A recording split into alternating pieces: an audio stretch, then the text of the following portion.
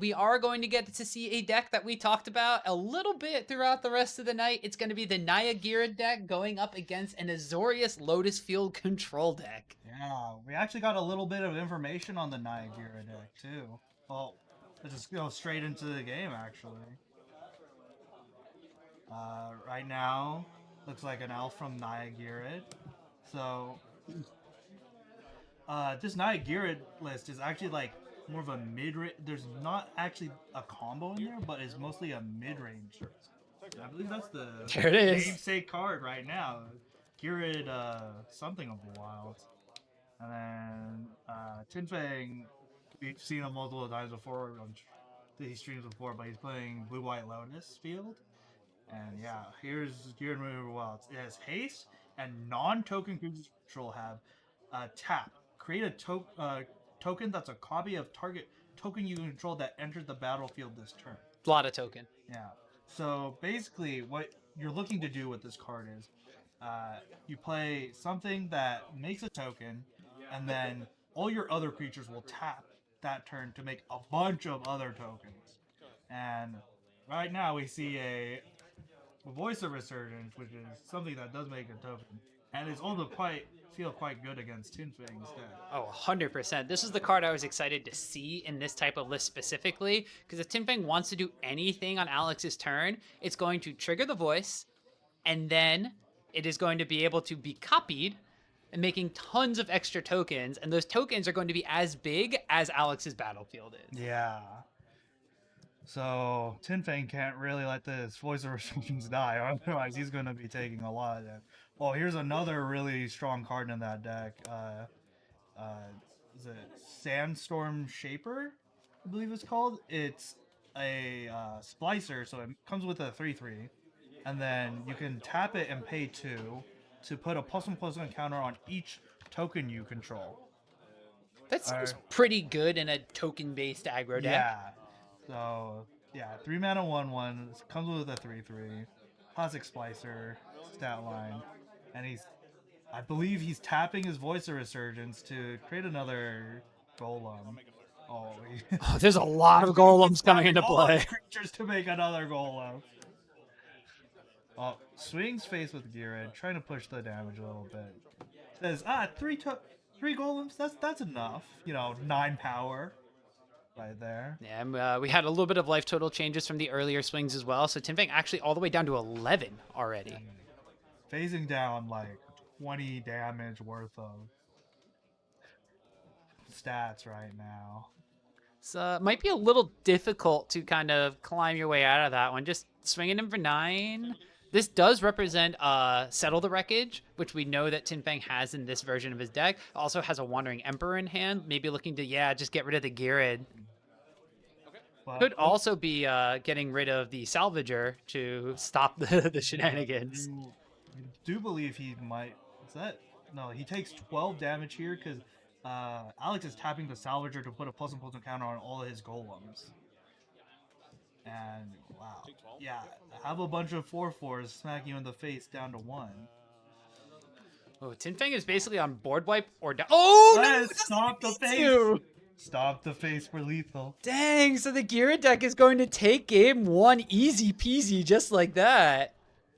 And here I thought we were going to be in for a long one with Tinfang on Lotus, Blue White Lotus control. But this Ghired deck is pretty fast. That was so fast. So it was, in case you missed it was turn 1 Land of War Elf, turn 2 Ghired, and then turn 3 we played Voice of Resurgence, and then Tinfang was basically like, okay, well, I can't really do a lot of things on your turn because this voice is going to be making a lot of tokens. Kind of just played a land, passed a turn, and then we saw the Splicer, the Sandstorm Salvager, come into play, and it was Golem Party City. Yeah, tapped 2 creatures for 2 more Golems, push 3 damage with Ghired, because Ghired is a 3/3 with haste. That's still like a pretty solid body right there. Oh yeah, and from this Ghired deck too, there are a lot of kind of dead cards in Alex's deck in this matchup too.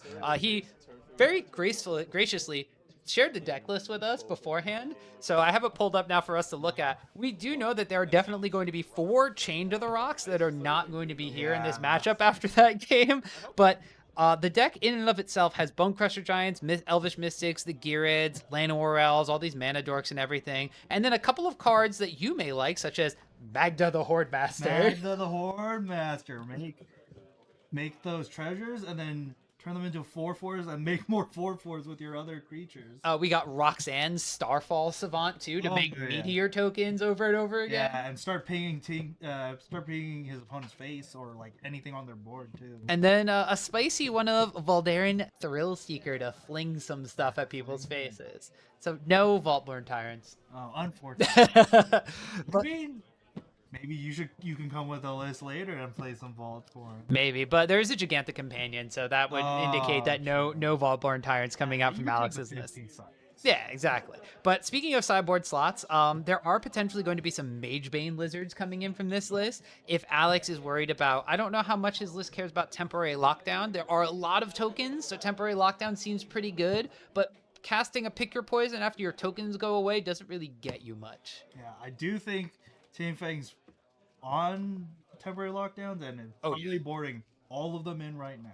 Yeah, and then some interesting things also from Alex's side of the deck is something that we saw from the Mono White Humans list previously, which is Redain, God of the Worthy. So that is going to make Snowlands, which aren't very relevant for Tin Fang's deck, come into play tap, but non-creature spells that cost 4 or more will cost 2 more. So Discontinuity is going to be an additional 2 mana, even if it's played on your opponent's turn. That means that Settle the Wreckage and Board Wipes are going to be 6 and 7 mana.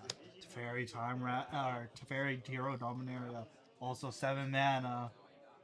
Just this taxing effect could be very difficult. And we'll see if Tin Fang the Azorius Lotus Field normally doesn't play a ton of counter spells, and I know that Tin Fang's deck specifically kind of bores in towards more of an aggressive kind of sideboard. Like we have Blessed Alliances and stuff. We'll see if any of that stuff winds up coming in from his side too to deal with some of the single creatures, but it's not going to do a lot against a board full of tokens. Yeah. Alex's deck has really explosive turns, so we'll see if Tin Fang can stave off the horde of 3/3s that came at him last. Well, it's already a little bit slower this game because there's no Llanowar Elf on turn 1. And it looks like there is, however, a Voice of Resurgence, which is a very powerful play in this control style matchup. And it resolved, so Tin Fang immediately goes for the discontinuity. Yep, so Lotus Field not going to wind up needing to sacrifice those 2 lands. So that's going to be very important if there's like a Redain next turn coming out from Alex, because that will mean that this Lotus Field will generate 6 mana if there's 1 additional land next turn. So right now just representing 5 face-up mana, and then we see a couple of extra lands in Tin Fang's hand, it looks like. Yeah, that 6 mana is going to let him cast like Settle the Wreckages, which is going to be really helpful against Alex if he decides to flood out, or even like just to remove the Voice of Resurgence, honestly. Oh. It looks like that may be... Is that another... That's not a Sandstorm Salvager coming out. I think that's just an Elvish Mystic, yeah. That's the promo Elvish Mystic. The promo Elvish Mystic. I'm going to find the specific artwork just because I can. Tin Fang, during his turn, casts the Wandering Emperor to try and get rid of the Voice of Resurgence, and while not proccing it, which is very nice. Don't want to leave Alex with like any kind of tokens that he can use Ghired to make copies of. Minus on the Voice of Resurgence, gain 2 life. And that's one problem for Tin Fang that he doesn't need to deal with anymore. Though he will lose he might lose the Wandering Emperor next turn if Alex decides to swing at it with his Elvish Mystic. Most importantly, exiling doesn't, like you said, exiling doesn't make that token, so there's going to be no Ghired shenanigans that could wind up happening this turn because of that. But let's see what the follow-up here from Alex is. Just playing the Jetmir Garden, so not going to be playing a 3-drop. Believe there's a Bone Crusher Giant in hand, so thinking about stomping the Wandering Emperor, although the Elvish Mystic could just attack, but maybe wanting to have that 5 mana to kind of follow up with a Ghired turn. And yeah, there's going to just be Bone Crusher Giant stomping down the Wandering Emperor main phase, and we'll see Tin Fang is he did wind up playing a Thespian stage last turn, which is very crucial because now that Thespian stage is another Lotus Field. Yeah, and now he has probably 9 mana this turn to go crazy with whatever, the classic Lotus Field do a bunch of combos and stuff. Though I do believe it's a more controlly build, so Yeah. he'll probably, cast Teferi and some other stuff. Yeah, you get to cast Teferi, untap 2 Lotus fields, and just kind of have answers for everything. Like 3 steps ahead is you can activate basically every mode of it with just the 2 Lotus fields. Decides to activate all of the Storm Giants and start putting a clock on Alex. Dang, this is a aggressive play, and actually just gonna block with the elf. So Alex valuing his life total here rather than just taking a 6 damage, and that does. We do have the Pokemon energy counters to represent what the Sunken Ruins are on right now, so there's only actually one untapped mana here. It's the white mana from the second Sunken Ruins that Tinfang has. Alex decides to play a Sacred Foundry tap, and I'm smelling, ooh, that's a Ghired. Yeah. I was smelling Fable the Mirror Breaker, but looks like instead it's going to be Namesake card of the deck. And I do believe, I think he stomped the Wandering Emperor just so he could get the Stomp out of his hand and the Bone Crusher Giant into the Adventure Zone. More importantly, that Wandering Emperor is just going to represent a lot of things over time if it wasn't dealt with there, and not wanting to attack into 2 open mana with the Llanowar Elf, but did wind up losing it to a block later down the road anyway. Yeah. Well, it did save him 7 lives, so pretty good deal. And here's the Fable of the Mirror Breaker you were talking about earlier. Create a Shaman token, and you know what that means. Time to make more Shaman. Ooh, war on the Shaman token. So actually, no copies of the Shaman token are going to be made. That's a little unfortunate there. So no giant amounts of mana going to be coming through for Alex's deck here. But he still has a Ghired on board, and with the Namesake card on board, you can do a lot of crazy things. Like we saw last game, make a bunch of 3/3s, so... Well, you need a token first, and looks like it's just going to be Tinfang continue with this extremely aggressive play pattern, already getting Alex down to 6.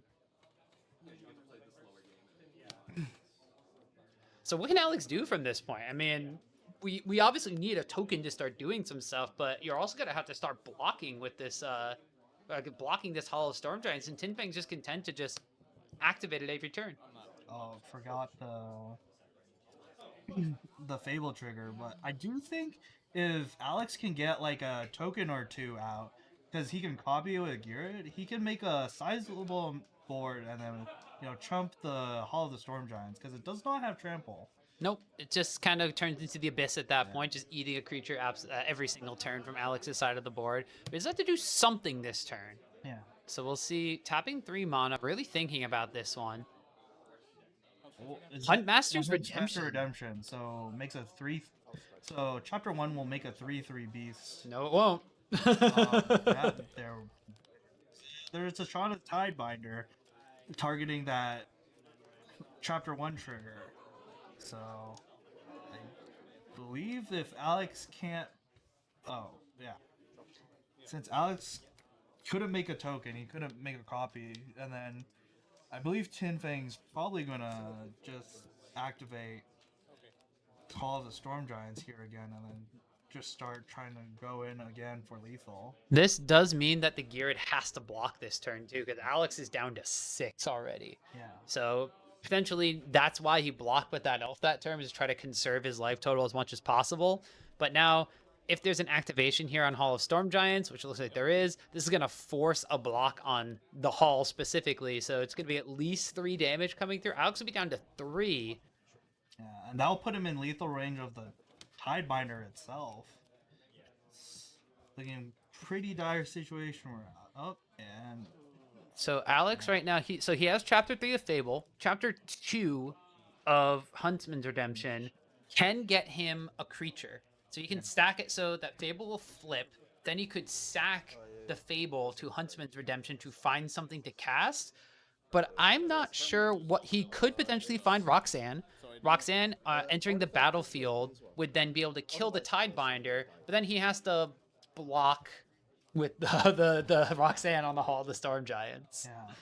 Well, he still also... So I think that might be good, and as well, he later turns, he still will have the Bone Crusher Giant to pass from the Adventure Zone and then trouble with this hall some more. That's true. He does have the Bone Crusher Giant on an adventure.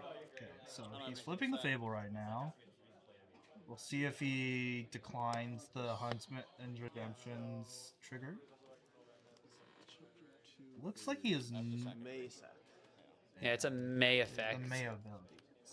So debating if he wants to or not. There's like another Bone Crusher Giant in hand. So stomp the Tishana's Tidebinder and then have another Bone Crusher Giant as a blocker is still a viable path here. So Alex is not quite dead on board yet. Tinfang only has 1 mana available, and that Thespian stage has not been turned into a Lotus field yet, so it's just 1 colorless mana. If Alex can actually make 7 power worth of creatures here, he can stabilize pretty nicely. Because he would have something that can threaten the trade on the Hall of the Storm Giants. So we do see it stomp, and ooh, it's actually going to be the Salvager again. Yeah, Sandstorm Salvager, which can put a 1/1 in front of the Hall of Storm Giants, which is pretty neat.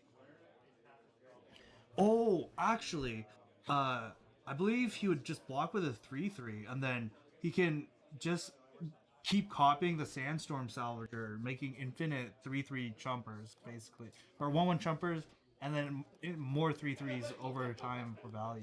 Yeah, it's not quite infinite, and we don't have the Ghired on the battlefield anymore to make it a ton of tokens. It's just going to be a normal amount. That's like Tinfang. It's untapping his lands here. You know what he's gonna do? I do think he has another Hall in his hand. Looks like. Now, if Tinfang also has discontinuity, that could put a real big damper on any of Alex's plans to try to kind of get that value engine going. Discontinuity would just whip the trigger on the stack, end the turn, would tap the reflection of Kiki Jiki as well, and potentially just kind of leave Alex without vital blockers if their second hall is online as well. Yeah. So Tinfang's still in a very commanding position this game, but Alex kind of scrapping through it here. Yeah. We are going to wind up having Huntsman's Redemption trigger here, so that's going to be giving everything +2/+2 and a lot of different statistics here. Sorry, not everything. The 2 target things, which is 2/3 of his board, +2/+2 and trample until end of turn.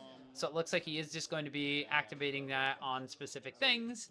I don't think he's going to be attacking at any point in time soon, though. There's 2 Hall of the Storm Giants down, and I believe Tinfang can activate both of them. I mean, this turn he also has that Thespian stage underneath them, so you can copy Lotus Field at 9, and then there's an additional 4 from Sunken Ruins and 1 additional one there.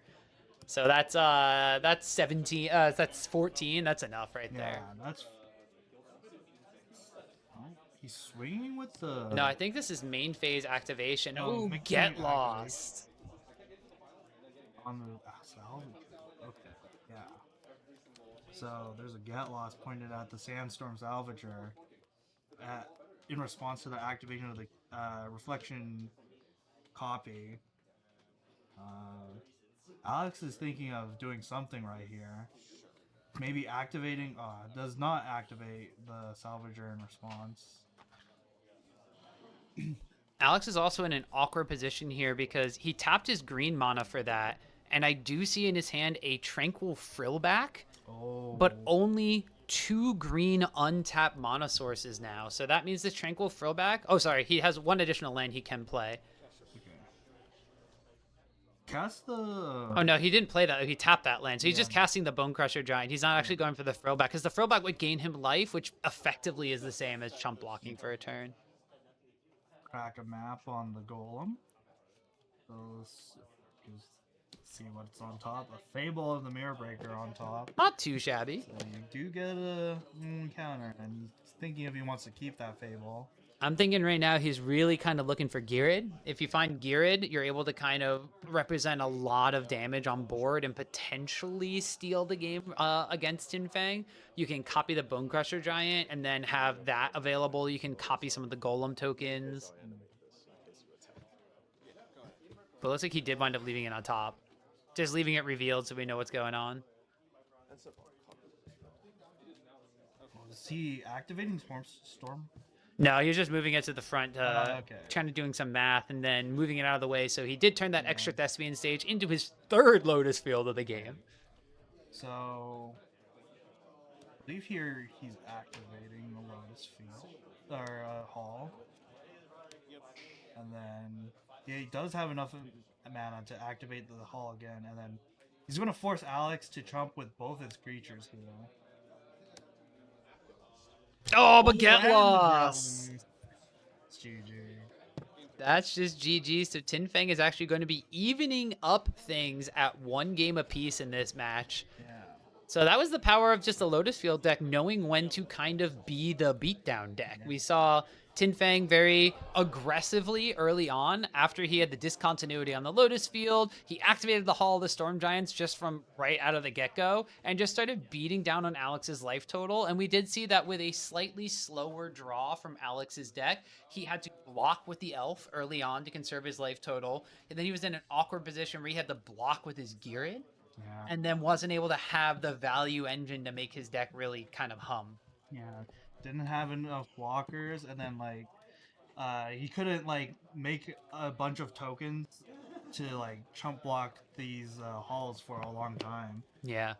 So we'll have to see now if there's any sort of different changes coming in from the sideboards. We talked a lot about what Alex was going to be bringing in. We did wind up seeing the Tranquil Frill back. We didn't see any of the Magebane Lizards or anything. Just honestly, the Tranquil Frill back was the only thing we saw. From Tin Fang's deck, though, we didn't see any potential sideboard cards. The Get Lost are usually main deck. I don't think he's going to be sideboarding anything like that. And then he played Discontinuity and Lands, and that was pretty much it. So I'm anticipating that Tin Fang's probably going to be bringing in those board wipes we talked about. I know that there's one Settle the Wreckage main deck. I don't know if there's any additional one sideboard. I know that the deck list plays Sunfall. That's probably going to be something that we see in this matchup. And then we talked about Blessed Alliance as a thing that Tin Fang has in his list specifically. Gets rid of one specific blocker, but also gains life, which could be very relevant. But those instant speed combat tricks aren't that great if Tin Fang doesn't know how many Voice of Resurgences that Alex is playing. Yeah. Which we know is 2. We know it's 2, but it's gonna be. I'm gonna see how Tin Fang sideboards for this. I do think he wants every bit of board wipe that he has in his sideboard. But Alex, however, is very crucially going to be on the play. And in game number 1, we saw turn 2 Ghired really get the ball rolling. And then like turn 4 was just a flood of golems coming in from those Sandstorm Salvagers. So the play draw on this one may be very heavily deciding how this game goes, especially if it's turn 1 Llanowar Elf, because Tin Fang's deck has no 1 mana removal spells like a Rakdos deck, like a Vampire's deck or something, has no 1 mana interaction to deal with that. Yeah, well, we'll see if Alex can replicate that really explosive start he had in game 1. And it's on Tin Fang to try and maybe hold up mana to stop him. Looks like both players thinking about keeping. We see Elvish Mystic, Voice of Resurgence, and Lands in hand for Alex. And Tin Fang's actually going to mulligan down to 6 for that one. Doesn't like what he saw. 2 landed good spells. 2 landed good spells tend to be. That's what I kept last time.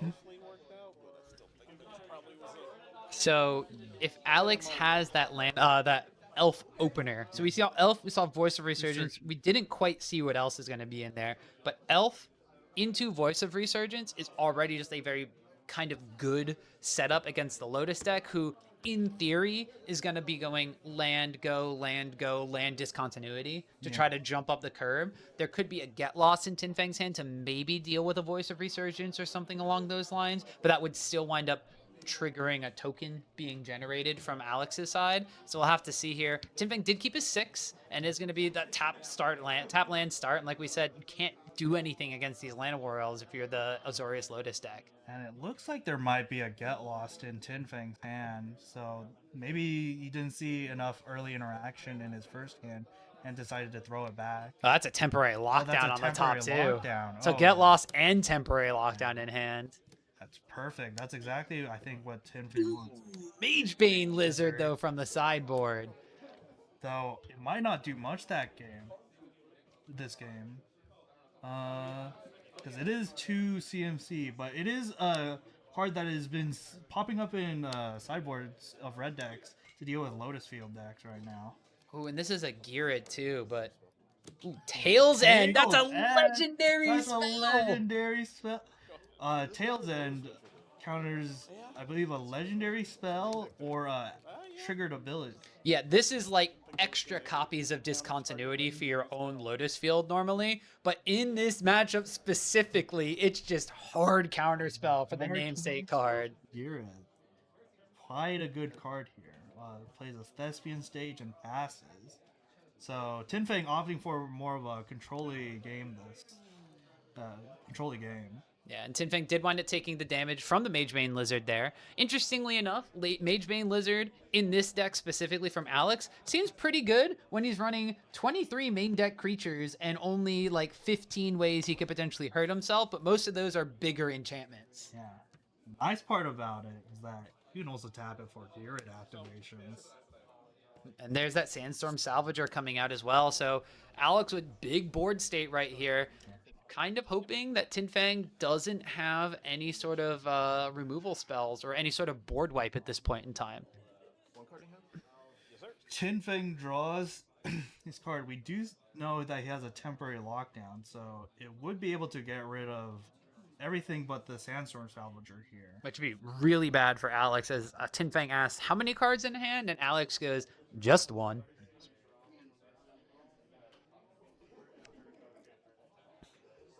So Tinfang, unfortunately, doesn't have the second white right now for his temporary lockdown. So kind of thinking right now, does he just pass the turn? Does he copy Thespian stage, copy Sunken Room with Thespian stage so that he's able to get that second white? Or is he going to hold up that Get Lost that we thought we saw in his hand to try to deal with one of the bigger creatures here? There's no land in hand from Tinfang. This could be disastrous. I think he's playing the considering playing the Get Oh, okay, this is at the end of Alex's turn still. So, okay, so now he has double white available. Okay. And temporary lockdown comes down. It's about to remove Alex's entire board except the Sandstone Salvager.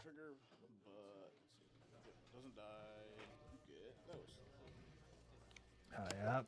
And Alex just basically hands over his entire board to the temporary lockdown. And this is where, if he did sideboard in Pick Your Poison, it would actually be really good. I believe there's a land in Alex's hand, and passes his turn. Another voice in his hand. Is that what that was? I'm assuming if there was a voice of Resurgence, it might have seen quick slam down on the battlefield. Maybe it's just no land. Oh, it's a Elvish Mystic. That's the promo. Okay. The promo gets us again. It's so simple. It's so like. Oh, it's looking good for Tinfang right now. He was able to catch Alex overcommitting a little bit too much to the board. And cast a Memory Deluge to refill on hand. Looks at the top four. Let's see which ones we're going to take. Almost shows the camera. That would have been nice. I don't think he needs to show. He's in a pretty dominant position right now, even without a Lotus Field in hand. Just kind of playing slow Azorius control here. Yeah. So we have 5, potentially 6 mana from Tinfang. There's still the Get Lost. There's an Impulse. Just land, go. Doesn't have to do anything. Knows that there's just a 1/1 on Alex's side, and that's not a fast clock. Alex looks like he keeps drawing lands and has to add Gigantha to his hand. Yeah, potentially could have done that last turn, but just potentially missing the fact that Gigantha was there. It's very difficult to remember you have companions all the time. And now Tinfang looks like he's just going to be chaining Memory Deluges, and next turn could actually flash them back, so... Commanding position from the Lotus, Azorius Lotus player, just kind of devastating for Alex after looking like he was in such a great position and just getting locked out of the game with a lockdown. Digs even deeper with a The Impulse. Impulse. Yeah.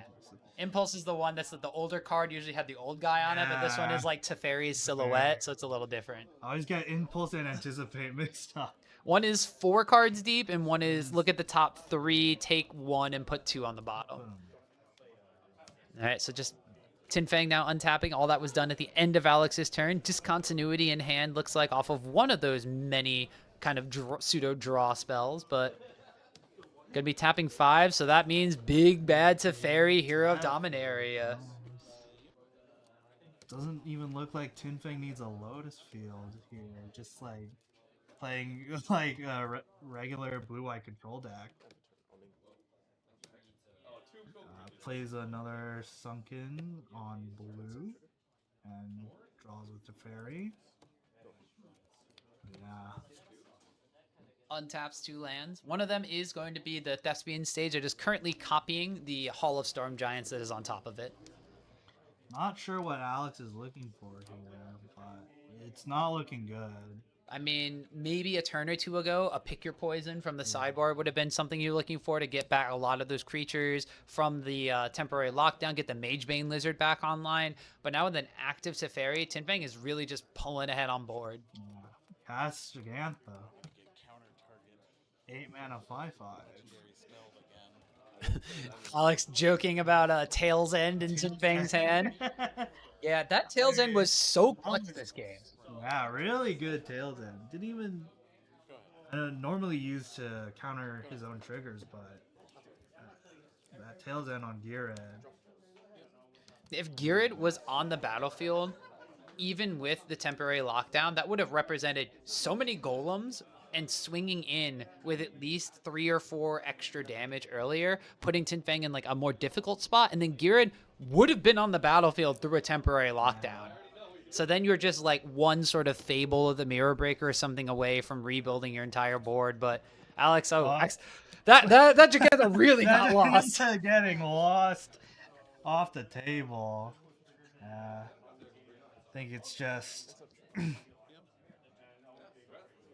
procedural from here from Tin Fang. Just untap his lands, draw cards with the Teferi, get rid of whatever Alex plays for the rest of the game. Yeah, I mean, there are 2 maps, so Alex can potentially dig through his deck to see if there's any sort of lands on top or try to find something to buff up this Salvager. Sandstorm Salvager, only a 1/1.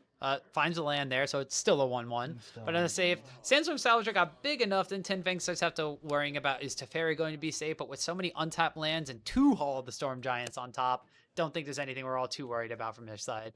There's a Fable of the Mirror Breaker to help loot some cards and maybe make some tokens that Alex could use later for if he drew another Ghired on top. He's deciding whether he wants to keep it. See, with cards in hand, it looks like there's a land and can't quite make out what the other 2 in Alex's hand are, but depending on what he has there, the Fable, the Mirror Breaker could represent just getting rid of 2 of those lands next turn. Yeah. But that's assuming it resolves against Tin Fang. Tin Fang unstep, flashing back a Deluge, getting even deeper into his deck.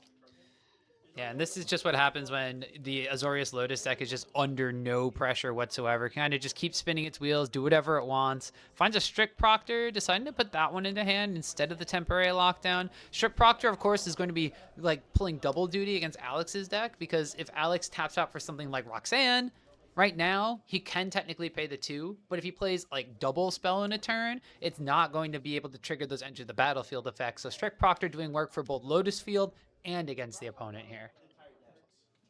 Takes up Teferi again with Tin Fang, and see, he's doing something on his turn. How brave, how bold. I know. Past few turns, he's just holding up, have 7 mana open, cast a Deluge. He still has 1 Deluge in his graveyard, so didn't have to cast a Strict Proctor here, but looking like it's about time to start maybe adding a clock to the battlefield, because at least with Strict Proctor, it flies. So one power, 1/3 flyer. Oh yeah, that's the kind of clock I like to see.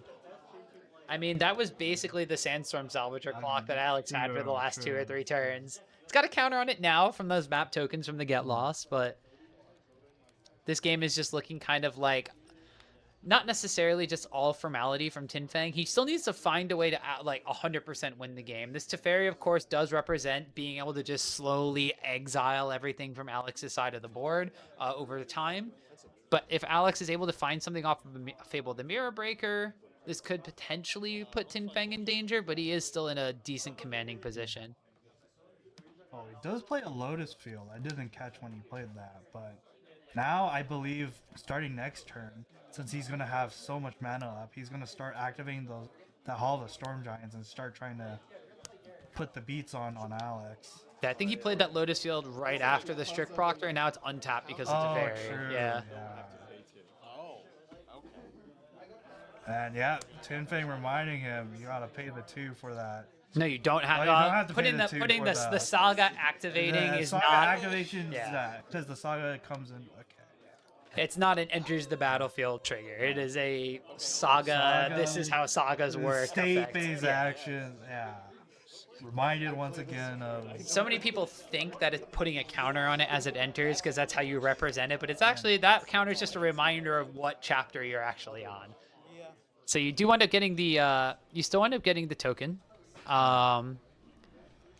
However, we will, thinking more and more about this here, the strict proctor with all the ETB kind of things that Ghired would want to copy is pretty powerful because it makes all those cost 2. I know that the Ghired is basically only going to be copying tokens, but it's going to shut down potentially the enters the battlefield effects of early game Sandstorm Salvagers. Now at this point in time, doesn't matter. Alex has plenty of money to pay for it, but that would have slowed Alex down significantly while ramping Tin Fang's deck. Yeah. A lot of cards doing double duty in Tin Fang's deck. That Tails End as well. That was just so good. So good, yeah. Alright, and Tin Fang after casting another Deluge untaps, activates Teferi, and we'll see if he starts putting on his clock here. Teferi only 1 away from being able to ultimate. However, probably going to wait until it's at 9 so that you can keep it around to keep drawing cards to utilize the Teferi emblem. But we do also see a Lotus Seal coming into play and then just declining to pay because of Strict Proctor. Actually, if Tin Fang hasn't, probably actually might have another Teferi in hand, so he can probably activate it whenever, honestly. If that's the case, yeah, Teferi minus, get the emblem, play a new Teferi, and then just start ticking up. Or exile stuff. Yeah, you just get rid of it entirely. You don't even get to replay it. Teferi just says, Floating a white, cast a Wandering Emperor on top. Oh, he's gonna put counters on his. Start putting counters. Tick down, I believe, for a 2/2. Oh nope, puts the counter on. Puts the counter on. Also has Vigilance and First, or was it no? I think it's just First. Just First Strike because the Vigilance is what from the token. Tokens, yeah.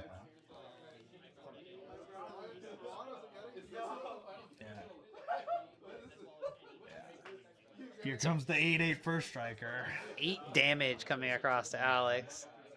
Alex debating if he wants to block. Nope, does not. Just takes his beats. And he's gonna, in response, put a counter on his his Goblin Shaman, and then Tin Fang, not letting Alex have anything, gonna auto-war the Goblin Shaman. And I think this is sort of just putting the seal on the deal here from Tin Fang. And so we are going to get a rummage effect here, just the discard draw from Alex on this Fable, the Mirror Breaker, but I'm not seeing anything that in his deck. It could draw into a Bone Crusher Giant, stomp the Teferi, and kind of stem the bleeding of that ultimate ability for a little bit. But this Hall of Storm Giant is going to be a 9/9 next turn, then a 10/10. Tin Fang can start putting the counters on Strict Proctor, which flies, and Alex can't block right now. So I believe next turn, Tin Fang just gets the Teferi emblem, and Alex is just not going to have anything left on his board. And looks like it might be lights out next turn, actually. Alex topping 4 for a. Is that? That's Redain. Oh, is this the discontinuity on the Redain? So it's going to end the turn, which will exile everything on the stack, including the. Which means the Redain will just be exiled. kind of like a counterspell and a time walk. All in the same package. Yeah. Just for the low cost of 6 mana on your opponent's Yeah. turn. Low cost. But hey, if you want to Yeah, end but, your own I mean, turn, you have a lot of mana as Lotus Field, so he has like what, 14, 15 mana right now. there's 3 Lotus Fields on the top of the screen. So that represents 9, 10, 11, 12, 13, 14, 15 mana, yeah. Oh yeah. Ticks up Teferi. Now we're in emblem range for Teferi. So Teferi. So if it's not going to end through combat damage, it's definitely going to end through Teferi exiling Alex's entire board here. Yep. This has been a remarkable flow. He has, I believe, 3. Is that Tishana's Tidebinders in his hand? I think so. Yeah. And then another Deluge. So I don't think there's going to be any triggered abilities coming in through Alex's side. And is plus on the Wandering Emperor targeting a Strict Proctor. Just in case, now we can start flying over things. Yeah. Because this Sandstorm Salvager is probably just going to be on blocking duty. Yeah. Oh yeah, Tinfang keeping the Hall of Storm Giants up front, but not actually activating it this turn. He's activating the Hall. We all know he has enough mana for her. Yep. Alex down to 8. Now in the range of just the Hall of Storm Giants. If Tinfang has a discontinuity and Alex's upkeep, it's just over. And there's a Memory Deluge in hand. There was at least one of those Tishana's Tidebinders we talked about earlier. But if this is just upkeep discontinuity, it's GG. Honestly, end step, flash in 3 Tishana. We had to discard the hand size. Discard. Oh yeah, discard deluge to hand size. Does not look like there's a discontinuity. Oh. His Tails End. on his trigger to flip the Fable. Yeah, just kills the Fable outright. No creatures for Alex.